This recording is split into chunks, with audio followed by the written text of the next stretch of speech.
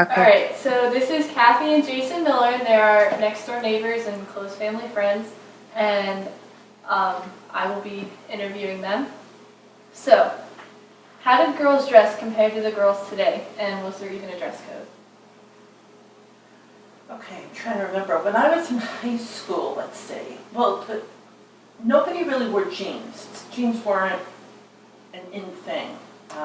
So that part was different. I remember wearing a lot of skirts to school. So I'm going to guess, because it's a long time ago, that that's pretty much how girls dressed. They really wore skirts or nice slacks, as they were called back then, not jeans. Not like, So yeah, that's what I remember. I don't remember a dress code per se, like we didn't have a uniform, but jeans weren't even popular, so it wasn't like it was a question, why didn't we wear jeans? Jeans weren't, a dress of the day.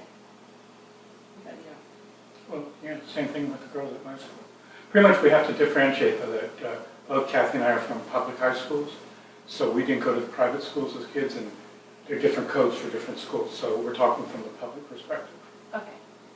What was discipline like? Like, what happened to the kids who were bad? In my school, we had hall monitors, and the hall monitors would walk up and down and really stare you out, and they can be intimidating, but I don't know. I was a good boy. And I don't know exactly what happened, except I knew there was after-school detention, and they met in the auditorium, and they had all kinds of programs. But discipline wasn't a big issue as far as I remember. Yeah, when I was in high school, I don't remember discipline younger. I mean, there was discipline. I remember when I was in elementary school, if you were bad, you just got sent to the principal's office, or you had to stand in the hallway. A bizarre thing, but that's what they did. But I remember in my high school, drugs started to be an issue. So we actually had police at every exit, because when I was a freshman in high school, you were allowed to go out for lunch. Like if you had a car, an older student had a car, they could drive somewhere to lunch. Or there was actually a deli you could walk to. But by the time, I don't even remember, I was a sophomore or a junior, they stopped it because it was an issue and they wouldn't let anybody leave. And they actually had police circle the parking lot at lunchtime. How often did people have parties, and did you ever attend them? I didn't. I had no time. I mostly worked throughout high school. I did the Boy Scout program. That was my only free time doing the Boy Scout program. So I never really had a normal social life.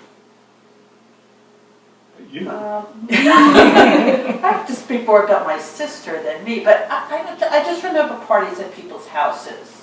Mm-hmm. But I never remember, I'm sure there were, but I don't really remember any wild parties where parents weren't home. I just remember parties at houses where the parents were there, and there was nothing too crazy about it, just lots of people getting together.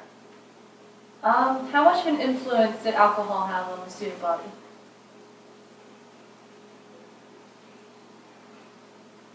Not much, because I remember drugs being more of an issue than alcohol. To be honest with you, alcohol I remember more as an issue, not an issue, but more as a thing when I first went to college, because the drinking age had just changed from 21 to 18. So that was all of a sudden everybody was legal to drink. But in high school, I'm sure people drank, but I remember drugs being a bigger issue. Yeah. What sort of drug was popular? Aspirin. Pot. Yeah.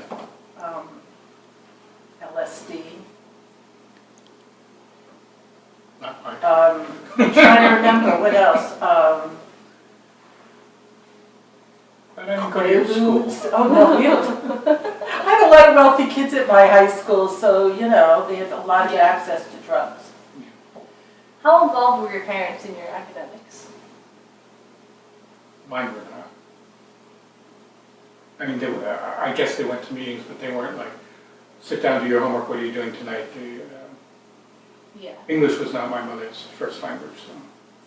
My mother was very involved. She was a teacher, so forget it, You could never come home and say, the teacher said, it was like the teacher was always right, no matter what. So you just better do what you have to do. But the mentality was different then, too. What happened to the girls who got pregnant? Were they bullied or were they sent away or just kind of accepted? You know, I don't remember anyone in my high school getting pregnant, and I'm sure someone did, so therefore they didn't stay, is my guess. I mean, none of my friends got pregnant, so I'm guessing if someone got pregnant in high school, they left high school, and I'm not sure what happened.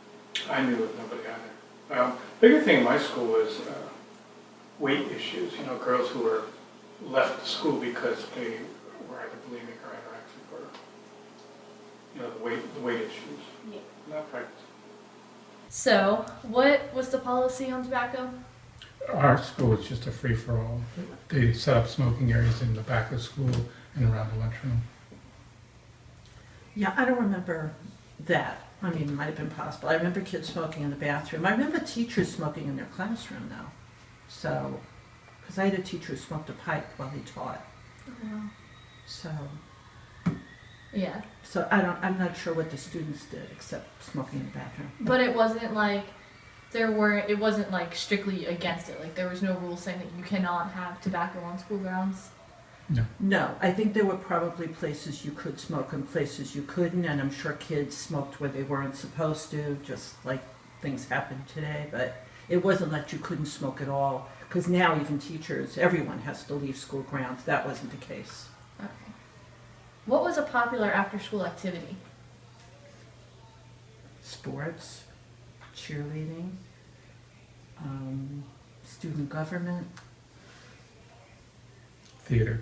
theater. Theater was big in my school. Yeah, theater was big in my school too, and sports. I don't think all that different than today. How were the students really involved in their activities? Like, was there a lot of school spirit? Yeah, I had it. I'm trying to remember. I think we did. I mean, yeah, a lot of kids were involved in activities. We had a lot of kids who worked after school too. So, yeah. But yeah, we had definitely had school spirit at our school. How did you find out what was going on since you didn't have social media like we do today? So, like, if there was an upcoming event or if there was, like, some new drama going on, how did the word get around? Homeroom. Homeroom. Yeah, in homeroom, we'd have homeroom first thing in the morning, and they do announcements for the day. And then later they got sophisticated, put it through a PA system, or flyers, or you had to go to the bulletin board and read what's up. Yeah, homeroom was a big thing. Yeah. Everyone heard about things at homeroom, the PA system, and posters around school. What's your opinion on teenagers as a whole today? I think we should do away with that. I love teenagers. That's why I went into education.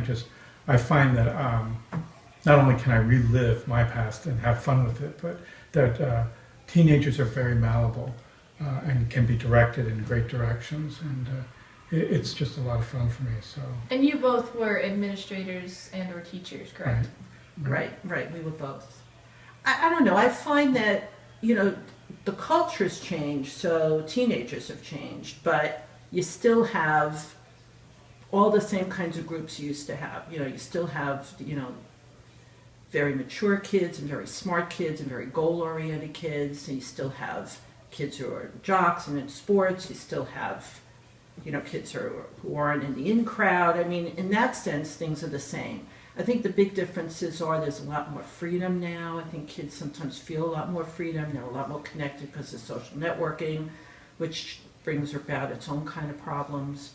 And at the same time, it's a lot harder to be a teenager because there's a lot more responsibility, a lot more that needs to be accomplished, a lot more competition in the world. I think it's harder to be a teenager than when we were. How much of an influence did race have at your schools? Oh, huge. My school was primarily white, 99.9%. So was mine. So it's hard to say because we were really primarily white. How was bullying handled? Not well. I wasn't a victim of it, but I've heard the stories, and basically people turned their heads a lot, both students and teachers. Yeah, I was not a victim of bullying either. So it's funny, I'm sure it went on, but it wasn't out in the open and talked about, and I think people thought it was, I don't think there was a real spotlight on it, so I think people thought it was funny, and, you know, sadly, that was the case, pretty much, that kids picked on kids or beat up kids. I mean, stuff happened. For the same reasons as they do today. True. Yeah. And finally, what was sexism like? Like, was sexism present in your schools? In terms of what? As in, like, were girls, females still, like, looked down upon? Like, we weren't as capable? Because today, girls can do pretty much anything. I mean, they could then, too, but it was, like, that, I feel like, before, it was, like, men were, like, up here and women were here. So was that actually how it was, or was everyone pretty equal at that point? You know, that's hard for me to answer from the male perspective, because Yeah. I'm the male perspective. You know, everything was great to me. But I also knew that a lot of the leadership of my school were females. Clubs I joined, I guess maybe it's because I wasn't into the sports and I was more into the theater groups, but I didn't see it, and that could be my own fault. Mm-hmm. Did you? Well, I think there was definitely a difference. I mean, certainly, you know, in terms of sports, the boys' sports teams got all the highlight and all the money, and the girls' sports teams were second. I remember boys always being the leaders in clubs like, you know, student government and all of that. There were never girls as the head. I mean, we didn't think about it that much back then when we were kids, but it was the fact, you know, the whole thing of, you know, science and math were the boys' things, and English and history were the girls' things. Girls were definitely pushed into certain professions by guidance counselors. Not blaming them, that's kind of how it was. I mean, I was pushed in certain professions by my own parents. Not for any other reason, but, you know, that was kind of the way it was back then. I ran for senior class president, and I Did lost you? to a girl. Oh, well, see, Oh, there you wow. go. All right, well, thank you guys. Thank you. You're welcome. That's a wrap.